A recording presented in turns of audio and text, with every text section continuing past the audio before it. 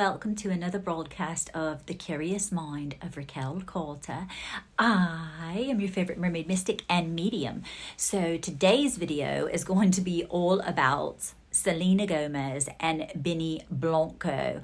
Now, the reason that I wanted to do this video is because loads of energy has been coming in with all of these marriage and all of this sort of thing. Now, I know that many of you might be in a conundrum because you don't understand. Hey, what do you mean you don't know about this? What do you mean you don't know about that? Now, what I want to explain to you is to understand that I am a medium. I collect, just as an artist, I collect tarot cards and fun things like that, Victorian ones and old vintage and antiques. But I don't use tarot. Okay, I channel, I'm a medium. And so in order to keep my gifts and everything very, very, very intuitive with my gifts, I'm very particular about the things that I intake, which means my body of the things that I intake, take in, as well, so my diet, the things that I drink, I only drink water and, sure that if you've seen my Instagram, you know that. Sun-kissed water is what I call it. And I only eat really healthy and I don't take in media things, to any proportionate degree. I'm constantly reading old literature, Victorian books, antiques, all about antiques and restorative things and things of that nature. Do I listen to music? Yes, I do. It's very limited. I'll put a video or I'll put a song on Instagram Reel or something like that. But otherwise, I listen to very beautiful classical music or piano-driven music or Inya. I do love Inya. Now, I have I've been listening to that since I was, 16 years old, when I first started working at WikiWatchy as a mermaid. But everyone is not like everyone else in the world. I was also very sheltered as a child. So I was very much in religion. So we didn't listen to radio. We didn't watch television. All we did was, work in our home and did things of lowly report. So when you wonder, no, I'm very, very quick to make sure that I live a very antiquated lifestyle. And I do that on purpose so that I can have the energy be very, very fluent, very strong in my life, because this keeps me very in tune and I don't get sideswiped with personal narratives or what other people think or anybody's opinions about whatever. I have to keep a very clear channel. So I just wanted to describe that and explain it a little for people that might be new on my channel or wondering, what and who I'm all about. Or what I'm all about, okay? So, yes, there are people in the world, such as myself, that live a very antiquated lifestyle. And I do that very, very much on purpose, my darlings. And so, anyway, now, on with the channeled reading. Like I said, there's oftentimes, as a medium, what I begin feeling is loads of downloaded energy, very, very strong energy. And sometimes it comes out of nowhere and I have to fine tune it and start to, commune with spirit to try and understand, okay, who is this? What is this? For example, before my son had passed, okay, this was probably 6 months prior to that, I knew that someone was going to lose a child. But I did not know that it was mine, obviously. But I had gotten that download that be prepared. There's going to be someone that loses a child. And it will be abrupt. But obviously, spirit source, the great creator, will protect us from some things. Some things we cannot leak in. And we can't get an actual read on something, a channel on it, because it is it is the way of source protecting us from certain things, okay? So when you think, oh, that's very intrusive, you know, normally I won't get anything, you know, if I'm trying to pull someone's energy and it's just that they're real resistant of it, or there's some people that don't want to be, you know, read or whatever, you're going to get an absolute, you know, blocking.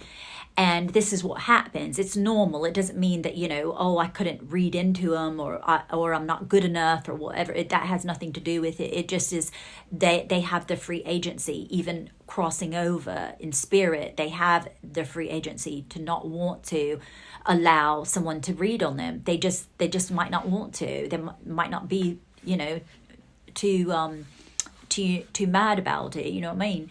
So anyway, so don't ever think that like there's an absolute mutual respect between anyone that I'm channeling. I would never do anything that would feel inauthentic or transparent. Okay, I would never do any of that, and I take pride in that, in the sense that I'm a very, very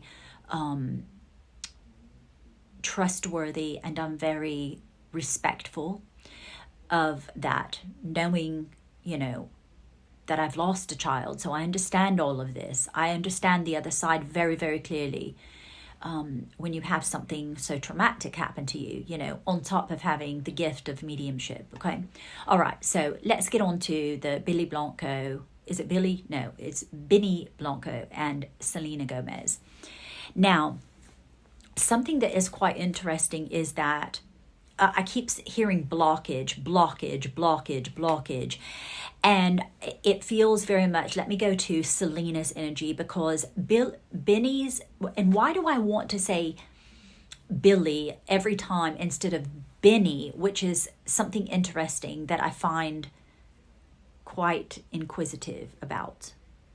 But her energy is reading very much that there's a sadness behind Selena, and I feel as though it's taking me back to, once again, and this might have to do with why I'm tapping into Selena and Taylor's energy so much, is because they are friends, and they are much more private friends than public friends, okay?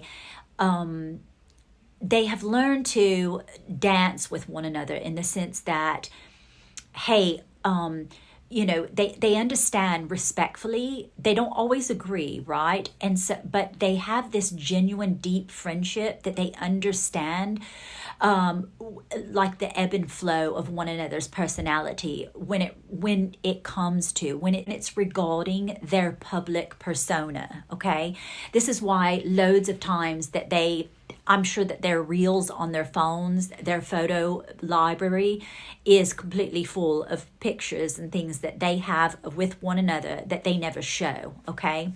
So just because you're not seeing things, you know, oh, that person wasn't there or whatever, you can't always believe what you see with the naked eye. Do you understand? There might be some times that she's literally there, or Selena's at Taylor's particular event, or vice versa, and they're just not showing the photographs on that. Now, what I want you to understand is there is a particular reason that they're doing this, and it's because sometimes they feel, oh, this would be great for our brands. This would be great for whatever, okay? And then there's other times that they know, oh, this is a little bit more of a private thing. Let's keep this to ourselves, darling. And they both are, most of the time, almost always, in agreement with that.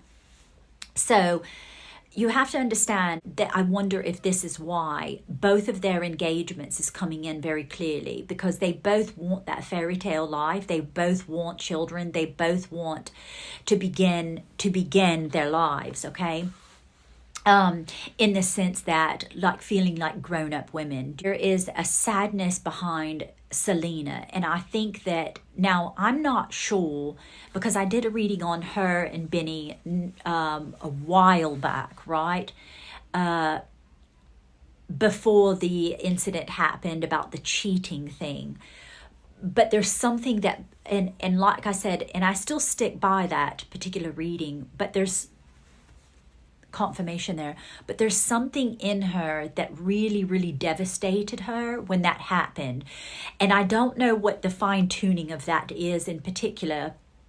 Now, Benny is completely on board, and he is really doing his world's worth effort of trying to console her spirit, because he is very much aware that what he did was detrimental to their relationship and the bond that they had. Now, she is trying to psychologically work through this because she wants to understand, once again, she's like Taylor in the sense that, aren't they kind of similar in age? I don't know what the age difference there is, but it's not very much, if any, not even a year or something. I don't know, but they feel very much connected in the sense that their timelines are accurately sort of going together. You know what I mean? Both engaged, finding, this person and whatever. And it feels very much that Selena is sort of in the same way that Taylor is, to a degree, going along with, okay, this is the next logical step.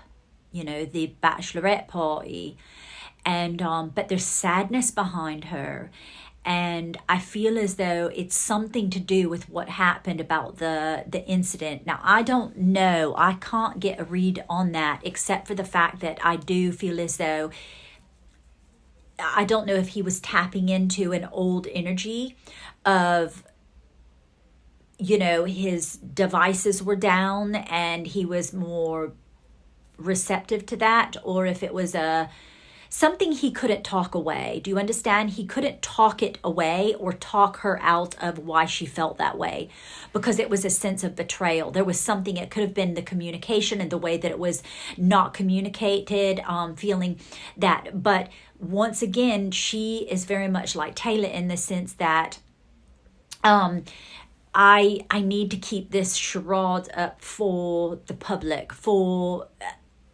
I'm tired of people seeing me in this, defeated sense of, oh, I can't find love, or da da da da. And so both of them are very much beginning their, because I'm hearing healing trauma wounds, very much into understanding and trying to learn, well, why do I attract this particular man? Or how can I work myself out of this and maybe begin to trust again? Because I feel very, very backstabbed. She feels very much, Selena does, backstabbed. And I feel that is partly to do with the friendship and as well as Benny. But she's trying to make it less than what it is in her soul, because she's trying to come to terms with it. And I'm really starting to wonder if she doesn't self-sabotage and break this relationship off. It's disturbing me a bit, because that is really what I'm feeling, as though she might get absolutely petrified to actually go through with it, or she's going to keep putting it off, but trying to also give the public what she feels as though, oh, this is good for my brand, and this is good for my image, and this is good for, I need to grow up, I need to understand these things.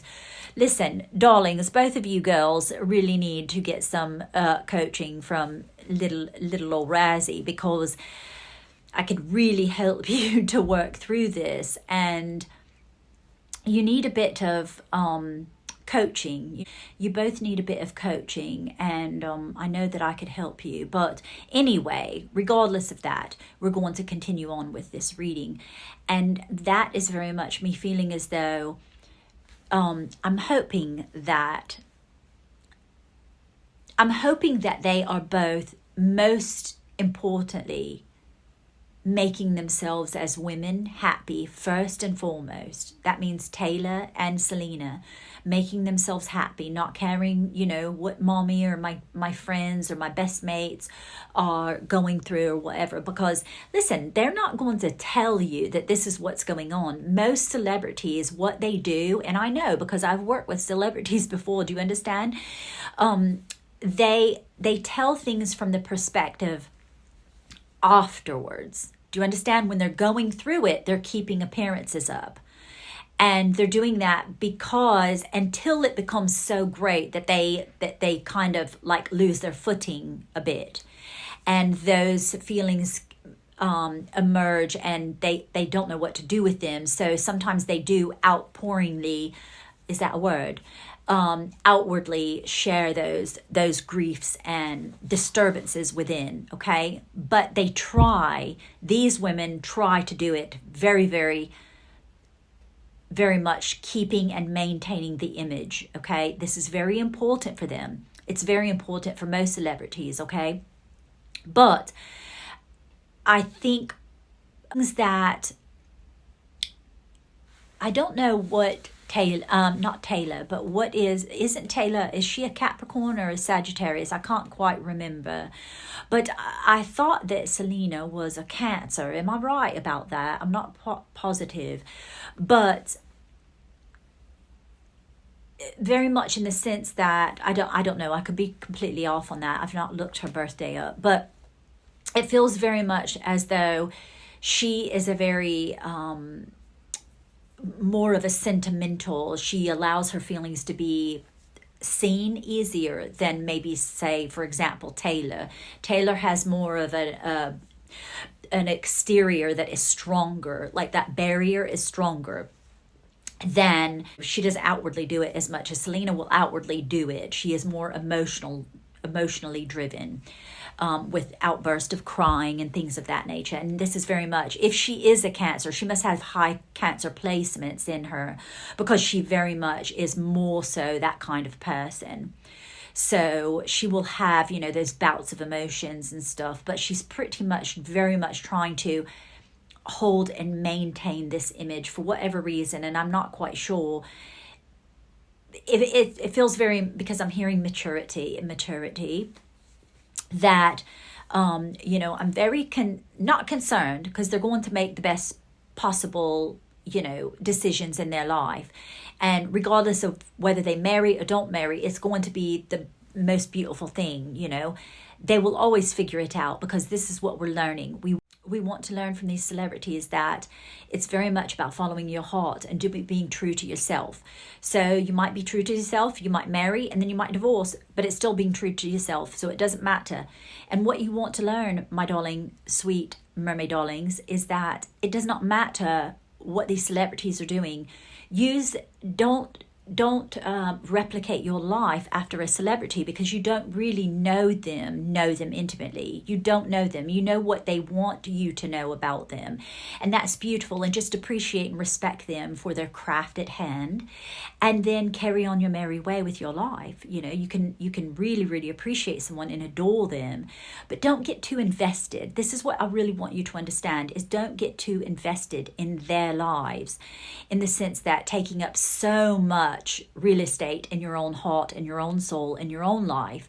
But remember, use them as examples. Oh, I'm going to remember to focus on myself and make myself happy. This is what we want to learn from these celebrities. They're beautiful examples of what we can learn in life, and they are here for our learning and growth. They're here to help us expand ourselves.